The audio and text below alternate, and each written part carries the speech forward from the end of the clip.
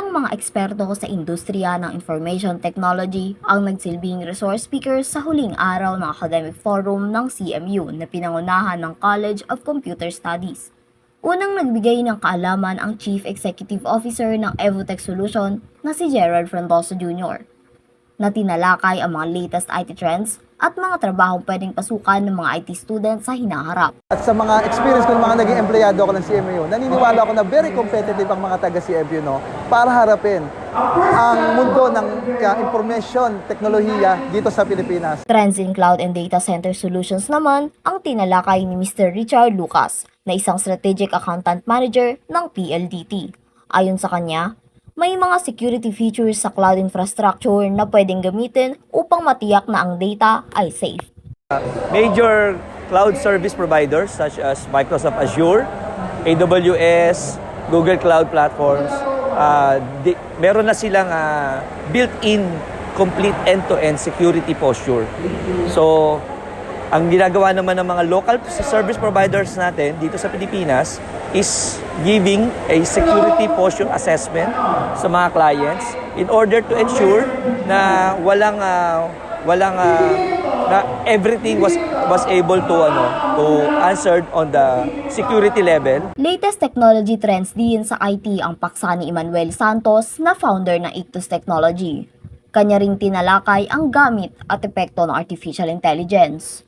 Sa ngayon, sobrang layo pa ng Pilipinas para sa AI world. Pero ang unang apektuhan pa nagkaroon ng AI sa Pilipinas is yung mga sequence na trabaho like factory workers, yun yung una nilang tatamaan. Tinalakay naman ni Dr. Nelson Rodelas, Department Chair of Engineering sa University of the East Caloocan, kung paano nakatulong ang teknolohiya sa modernong panahon. Dapat ikasaya natin yung pag-usbong ng technology. That is because malaki ang naitutulong ng technology sa atin. Dapat lang na malaman natin kung paano siya dapat tamang gamitin. That's the key. Hindi dapat natin inaabuso ang technology. Dapat ipinagdiriwang natin yung technology dahil sobrang laki ng maitutulong natin dito sa atin. Usapin patungkol sa quantum computing and blockchain naman ang tinalakay ng huling speaker na si Dr. Ronel Agulto, Assistant Professor sa Gokong Wei College of Engineering, School of Innovation and Sustainability ng De La Salle University, Manila. Payo ni Dr. Agulto sa mga estudyante. Alamin nila lahat ng mga latest trends in the information technology kasi sobrang dami ng mga trends natin ngayon with IT.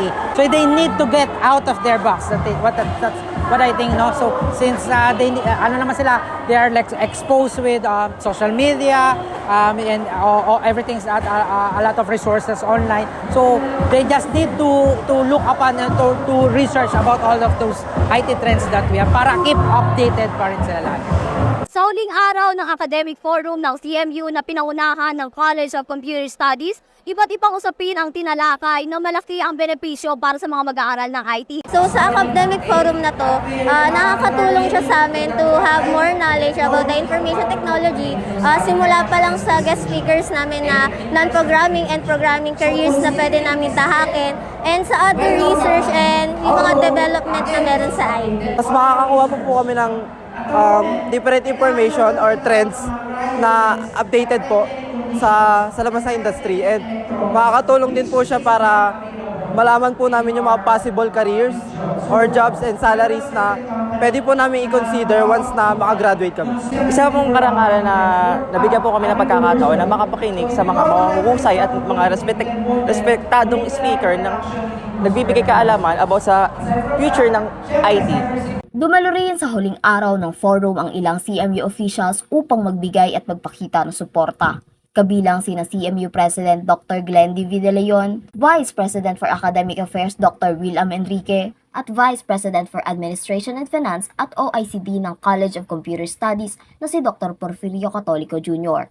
So dito sa atin, sa College of Computer Studies, tinutulungan natin ang ating mga estudyante para hindi nila makalimutan yung kanilang obligasyon siyempre sa society. Makikita natin na yung kanilang pagsisikap sa pagdiskubre ng mga bagay, lalo na when it comes sa mga artificial intelligence. naging matagumpay sa kabuuan ang idinaos na kauna-unahang academic forum ng City of Malabon University. Naging posible ito dahil sa dedikasyon at pagtutulungan ng lahat ng CMU officials, employees at students.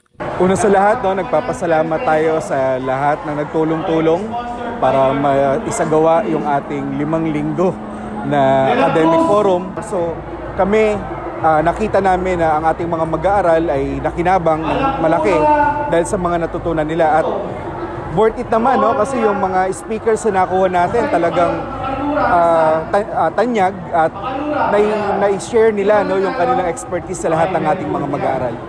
We were able to achieve our goals of 4 days academic forum, and we believe that our students gained a lot from this activity, and so far most of the comments from the deans are all positive and open for the next academic forum for school year 2024-2025. So ang academic forum natin tuloy-tuloy ito, 1 taon hanggang sa ma-achieve natin yung mga nararapat para sa ating mga students for CMU.